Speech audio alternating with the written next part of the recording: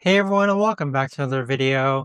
In this video, I'm going to show you how to edit a listing on Mercari. Now this video is going to be particularly useful for individuals.